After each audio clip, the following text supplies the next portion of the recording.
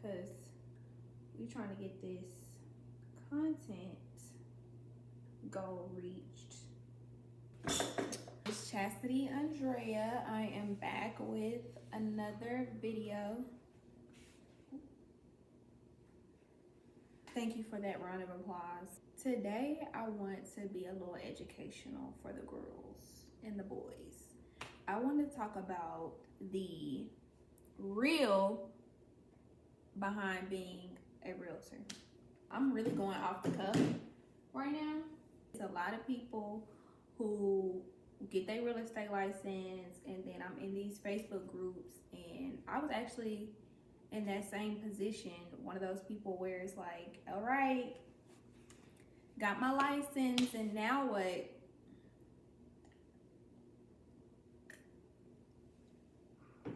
So we're gonna talk about that now what? We're gonna talk about what's really about to happen. If you are thinking about getting your real estate license or in the process of getting your real estate license, then just watch this video and just do with the information whatever you will. You're gonna have to get your pre-license hours. That's what you have to do. Every state is different. So like for Georgia, it's 75 hours. And then after you do your pre-license hours, you're going to have to take a test for the class. And then after you pass your class, you're going to take a test for the state. After you pass the test for the state, that's when they get your license. Now, I have my license in 3 different states. So each one is different. So I'll compare Tennessee to Georgia. With Georgia, they just give you your license and then you go and find a broker that you like. With Tennessee, when you get your license, you have to have a broker sponsor you for you to be active. You got to immediately, almost pretty much immediately, know who's going to be your broker with Tennessee. Whereas with Georgia, you don't have that rush. Speaking of brokers and brokerages, it's not the same as getting a job where you're up for like judgment and critique because you're trying to get a job. Why does it look like I got one food? But that's okay. Just ignore my background. Just ignore it. Okay? As a matter of fact, let me try to make it look cutesy for y'all. Okay? But when you are getting a job, they're interviewing you to see if you're a good fit for them. When you're a real estate agent, you're interviewing your broker. They're not interviewing you. They could be interviewing you, but in reality, you're interviewing them. With a regular job, they're paying you. With a broker, you're paying them. I'm gonna let that sink in. With a regular job, they're paying you. With a broker, you're paying them. If they have monthly dues, you're paying them. When you make your money from your sales, you're paying them a percentage of the money that you make. And technically, the money belongs to them. It doesn't even belong to you. They're issuing you the check after you get the check to them. So the money has to run through them before you even get paid. So if you're going to let your money run through somebody else before you get paid, you need to be interviewing them to see what can they do for you. Here are some things that you need to ask your brokers that you're interviewing to see if they're a good fit for you. Now, if you, let's say you and your friend get licensed, this broker might be good for your friend, but it's not good for you, and vice versa. So don't follow nobody. Make it make sense for you. What are their monthly dues? Or do you have monthly dues? Do you offer training? You need to ask them what systems they use as far as like customer relationship management systems, CRMs. You need to ask them that. Do they pay for any CE? If they do, if they don't, whatever. But just ask them. What are their splits? That's one of the big ones. What are your splits? So a split is how much money are they taking out of each check. So it's a percentage usually.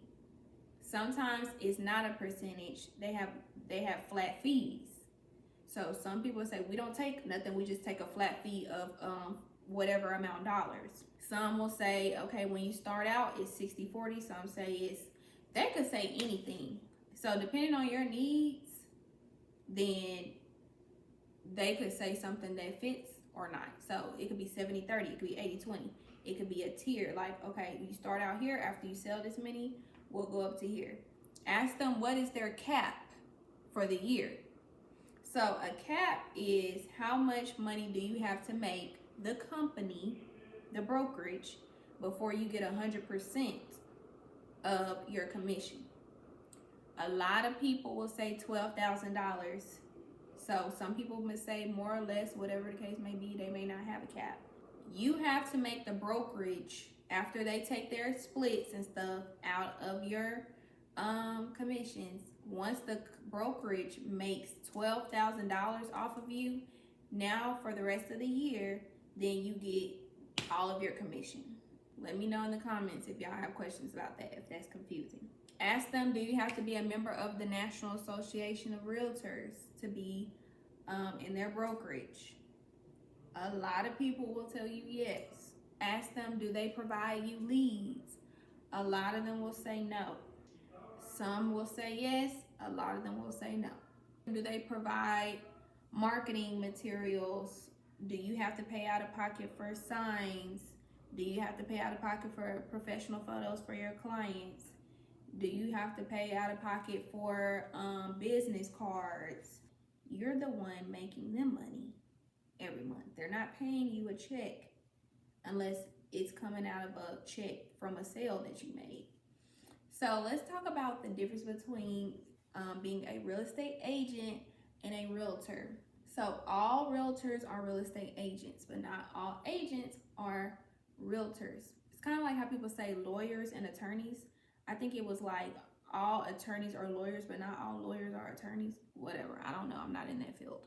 You have to join the National Association of Realtors to be a realtor. People use the word realtor and real estate agent interchangeably because so many people are realtors that they say I'm a realtor, but they're not necessarily the same thing. Being a realtor is being a member of an association. Being a realtor means you got to pay, yes, all these fees. Let's talk about it. So you have to pay to be a member of the National Association of Realtors, and then you have to have a primary board. So if you have multiple licenses, like I have a license here and a license there, you have to pick which one is your primary. You're a member on the national level, you're a member on the state level, and then you're a member on like a local level. So for me, for instance, it'll be National Association of Realtors, Georgia Association of Realtors, I think, whatever it is for Georgia, and then Atlanta Realtors Association. So, and you gotta pay, like, they charging you for each one. I don't even want to talk about it. Most brokers require you to be a member of the Realtors Association. And then you gotta go through training, code of ethics training. You gotta renew that every couple of years, so on and so forth. You also got to do orientation, I think, when you first join for that. And then you have what's called the Real Estate Commission for whatever state. So like Georgia is Georgia Real Estate Commission. They don't handle disputes about commission. Ain't that crazy? They do not handle disputes about commissions. If you are disputing and into it with somebody about your money, don't go to the state real estate commission, because they're gonna be like, we don't handle that. Y'all gonna have to go to mediation or go to court. They really handle like license law, complaints, and things like that. So if you want to file a complaint against somebody, or if somebody wants to file a complaint against you, they'll go to the real estate commission and file a complaint against you. Just be on your P's and Q's and, make sure you know what's going on. I do want to touch a tad bit on the lawsuit that happened with the National Association of Realtors, where people are like, well, now sellers don't have to pay commission. I'm here to tell y'all that sellers never had to pay commission. That's never been the case. Now, has it been a common thing that sellers pay commission to the buyer's agents? Yes. Yes, and it still is a very common thing. The reason why that lawsuit came about is because people were going around getting buyer clients and telling their buyer clients that, oh, well, you don't have to pay me. The seller's gonna pay me. So let me show you this house and let's get this house sold because you don't have to pay me. They're gonna pay me. Stop saying that. That's not true. You have to tell if you are a buyer's agent, and now I'm gonna tell you what didn't happen after the lawsuit, but if you are a buyer's agent, tell your clients, hey, whether these people are offering compensation or not, this is what I charge. And if they are not offering me compensation, then I'll be looking to you as my client to cover that compensation, because this is my professional livelihood and this is how I get paid. This is what I charge. For whatever reason, people weren't doing that. So now what has happened is the National Association of Realtors has made it law. As a buyer's agent, you cannot even go and show them a house without having this paperwork signed. You're not allowed to show them a house without this paperwork signed, because that can't nobody come back and say nobody told them, because it's in writing, and we never went to go look at a house until it was in writing that you understood that you have to pay me what I charge, no matter if the seller is offering compensation or not. Fees, you're going to have to pay depending on the state. So like with Tennessee, I have to pay out of pocket for my MLS fees, my E&O insurance, and if you have a subscription to lock boxes, you have to pay that out of pocket. So with Tennessee, it gets real expensive. Whereas with Georgia, I don't have to pay. I've never had to pay MLS fees except for one. So in Georgia, in our area that we're in, we use two MLSs. We use Georgia MLS and FMLS. And with FMLS, because the way I guess that they have their system set up, every time you sell a house, they're going to take a piece of the pie. Like they're going to charge per transaction. So that's not something you pay every month as an agent. I don't know what brokers have to do. I'm not a broker. But as an agent, you don't pay that. You just pay it out of your commissions or whatever per transaction is closed. Depending on your brokerage, it just depends how your E&O is paid. So who I'm with right now, I don't pay anything. But who I was with before, I would have to pay like every 1 or 2 times a year for my E&O insurance, and never paid for MLS, just on FMLS. So now I do pay every month for my subscription for lock boxes. So whoever I'm with, I still have to pay that, but it's only like $15 a month. So think about fees. It's some people who will retire their license because of the fees, because the fees will add up and creep up on you in the middle of the night. So think about that before you try to jump everywhere and get multiple licenses. Think about those fees. And when people say having a real estate license is expensive, that's what they're really talking about. They're talking about those desk fees, insurance fees, subscriptions, and in some states MLS fees, and clients. Let's talk about clientele. How do I get these clients? I'm gonna tell you right now. Everybody has all of these magical answers, and the real answer is get it how you live. Get the clients however you need to get the clients. Like, I'm being so for real. Some people say sphere of influence, which is family, friends, coworkers, peers, acquaintances, neighbors, whoop-de-whoop, people at the bank, whatever, whoever. That's sphere of influence. Some people say cold calling. You gotta be a certain type of person, like, to be cut out for that, because you gotta know what you're doing. That's a whole nother can of worms I'm not gonna go into today. But yeah, you got to be cut out for that. Spending money on marketing, you got to be cut out for that, because at that point you're taking chances on something that where you might not get it back, and you got to know what you're doing and vet whatever you're doing for marketing where you're spending money. Open houses, I tried that. No comment. I don't have any comment about open houses. I don't. So if it works for you, try it, see how it goes. Some people it works for them, some people it doesn't work for them. I've never, I haven't made any money from an open house. I'm not trying to discourage y'all. Your broker giving you leads. The broker I'm with now, that's what they do. I feel like not a lot of brokers are going to do that. Almost no broker is going to do that. I'm not saying none. Think about that. Farming the neighborhood, expensive. So that's marketing.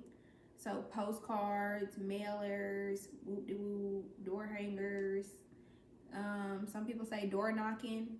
I'm not advocating for that. Like, go ahead, but I'm not knocking on people's doors. I'm sorry. Just networking, like whatever, networking. Don't be a secret realtor is what they say, which is true. I mean, it's no point in having all this time and money that you spend and nobody knows what you do. True. It just sometimes you gotta make it authentic for you. Don't be somebody that is just another realtor. You gotta have a little brand about yourself, whatever that may be. So figure out what your brand is, figure out what your niche is. Listing agents versus buyer agents. In the industry, listings are very valuable to agents because you're representing the seller. It's hard. It's more buyers out there in a lot of cases who are ready to buy and things like that. And not so many sellers. And if, you gotta really work hard to win over people and to earn their business and win their business for listings. So listings are harder to come by, in my opinion. Not saying one is more valuable than the other one, but just know how to do both. So you can know which one you like, which one is more natural for you. For me, I'm more of a listing agent. Like, I just based off my background in real estate and how I got my skill set, a lot of my skill set came from working with sellers. And now when I work with buyers, a lot of my skill set is working with investors and cash buyers and hedge funds. So home buyers, I've done that as well, so I know how to do both. But as far as like my bread and butter and what my natural instincts tell me to do and what my niche is, homeowners and being a listing agent. So the broker I'm with now, they split it up and you need to be one or the other. Like, you can have, a client that comes your way from your own sphere of influence where you might have to be the other, but as far as what their expectations of you are, you're going to be one or the other. So for me, I'm a listing agent. What time is it? Okay. Figure out what you're going to be. And I could do a part 2 probably on this, but I feel like this is a good summary of just what the real is about being a realtor and figuring out if it's for you or not. But it's definitely a hustle. It's not a salary-based job, and it's an active income job. It's not a passive income job where you can just be like, "Whoo, yeah, we're gonna sit in the house today and we're gonna make these closings work and we're gonna get these clients, and yeah, we're gonna get everything we need by sitting in the house." It's just not gonna work like that. It's not as a real estate agent. So be prepared to eat what you kill. If you do not produce and perform, you will see in your funds, in your bank account, in your KPIs when you look back in the last 30 days, because really it's in arrears. Like, the way you work as an agent, your money's in arrears. So whatever you do this month, if today is January 1st, whatever you're doing is going to affect your February 1st. So it's here and there where you make your money in the same month from what you closed, but not so much. Whatever you're doing, you're getting paid 30 to 90 days out for real. So be prepared to be a full-time hustler, because that's what it really is, a hustle. If you want to make it a career, then congratulations and happy birthday. And it's some people who are full-time agents, it's some people who are dual agents, but at the end of the day, it's not something where it's going to make you money if you're not doing any work. It's just not. So, not to be negative Nancy or anything like that, but this video is literally called The Real About Being a Realtor. So I wanted to give you my honest opinion. I'm still a realtor. I'm still licensed. I'm still working. I have homes listed on the market right now, and I'm moving and shaking and moving. So I'm giving you the tea from inside the house. The call is coming from inside the house. Follow me on social media, Chastity_Andrea on Instagram, and then it's Chastity_Andrea _8 on TikTok, because I'm trying to blow my TikTok up, because I'm trying to be an influencer so that I can be like this and get on those flights the way I like to get on those flights and do what I do. Love ya.